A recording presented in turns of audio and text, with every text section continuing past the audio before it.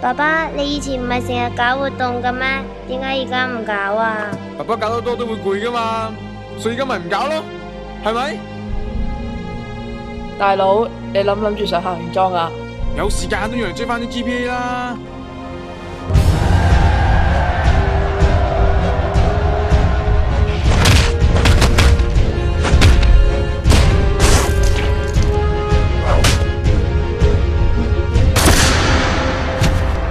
點解唔上裝啊？我唔理其他書院係點，我只係知道新亞人團結起嚟就咩問題都冇。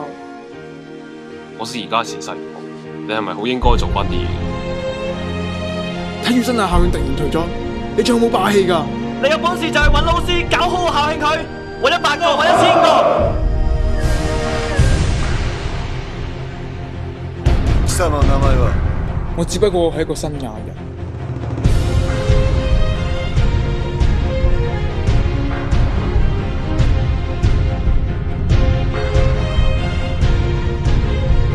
每個人要行嘅路都係由自己去揀。